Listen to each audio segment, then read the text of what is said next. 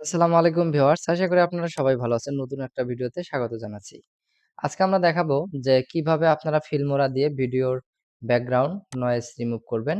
কারণ আমরা জানি এখন যদি আমরা CapCut এ যদি আমরা ভিডিওর ব্যাকগ্রাউন্ড নয়েজ করতে যাই, সেক্ষেত্রেও কিন্তু আমাদেরকে পেমেন্ট করতে হয় বা আপনার প্রো ভার্সনটা চলে এসে CapCut এর নতুন আপডেট এটা আমরা সবাই জানি। আজকে আমরা দেখাবো খুব সহজে অল্প সময়ের ভিতরে কিভাবে আপনারা ফিল্মোরা দিয়ে ভিডিও এডিটিং করে সুন্দরভাবে ব্যাকগ্রাউন্ড নয়েজটাকে রিমুভ করবেন এবং ভিডিওর কোয়ালিটিটা আরো সুন্দর করবেন।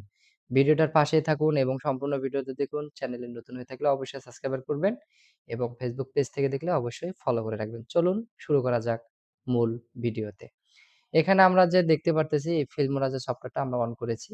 এখানে যে ভিডিও এখানে প্লাস আইকনটা এখানে আমরা ক্লিক দিয়ে আমরা যে ভিডিওটা ব্যাকগ্রাউন্ড রিমুভ করব সেই ব্যাকগ্রাউন্ড রিমুভ করার জন্য যে ভিডিওটা আমরা সিলেক্ট করব, সেই ভিডিওটা আমরা নিয়ে নেব। আমি এখান থেকে আমার যেকোনো একটা ভিডিও আমি নিয়ে নিলাম।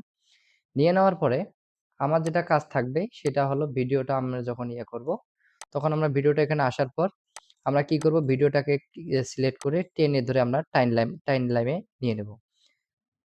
তো টাইমলাইনে নিয়ে নেওয়ার পরে আমরা এখানে দেখুন ভিডিওটা কিন্তু দেখা যাচ্ছে। এখন যদি আমি একটু ভিডিওটা প্লে করি, আসসালামু আলাইকুম ভিউয়ার্স। আশা করি আপনারা সবাই ভালো এখানে আছেন। নতুন আরেকটা এখানে কিন্তু ভিডিওটা আমরা যখন প্লে করলাম, তখন কিন্তু ভিডিওটার পিছনে একটা কেমন একটা সাউন্ড যেটাকে আমরা বুঝি ব্যাকগ্রাউন্ড নয়েজ। যখন আমরা ভিডিওটা যখন আমরা রেকর্ড করি, তখন কিন্তু একটা ব্যাকগ্রাউন্ড নয়েজ থেকে যায়। এই নয়েজটার কারণেই কিন্তু আমাদের সবচেয়ে বড় সমস্যা হচ্ছে ভিডিওর কোয়ালিটিটা খারাপ হয়ে যায়। এখন আমরা কিভাবে ব্যাকগ্রাউন্ড রিমুভ করব, নয়েজটাকে রিমুভ করব? এখানে ডাইন সাইডের মাউসে ক্লিক করে এখানে লেখা আছে ডিস্ট অডিও। আমরা যদি এটা শর্টকাট ক্লিক করি control plus alt plus D চাপ দিলেই কিন্তু এসে যাবে। তো আমরা যদি এটাও না পারি, সেক্ষেত্রে আমরা কি করব? এখানে ক্লিক করার পরে এখানে আমরা ক্লিক করব। ঠিক আছে? আমরা এখানে ক্লিক করার পরে এখানে আমাদের নয়েজটা কিন্তু অলরেডি আলাদা হয়ে যাবে। এখন যদি আমি ভিডিওটা প্লে করি, একই আসসালামু সাউন্ড। তাহলে আমরা এখন কি করব?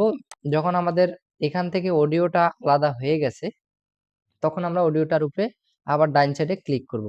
ক্লিক করার পরে এখানে লেখা আছে অ্যাডজাস্ট অডিও। আমরা এখানে ক্লিক করার পরে আমাদের নতুন একটা ওয়েবসাইটে উপরে দিয়ে দিবে। আমরা এখান থেকে কি করব?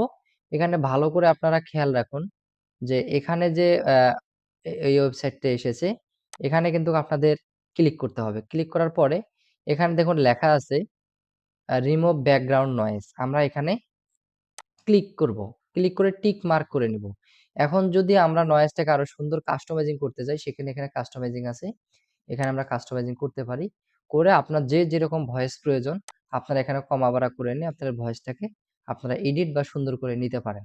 যে যেরকম ভাবে সুন্দরভাবে ভিডিও এডিট হয়, সেক্ষেত্রে আপনারা সুন্দরভাবে নয়েজটাকে সুন্দর করে নিয়ে তারপর আমি একটু প্লে করে দেখি। আসসালামু আলাইকুম ভিউয়ার্স। আশা করি আপনারা সবাই ভালো এখন আছেন। কিন্তু এখন কিন্তু আমার ভিডিওটার নয়েজটা অনেক সুন্দর হয়েছে। এখন আমি এখানে ওকে করে দেব।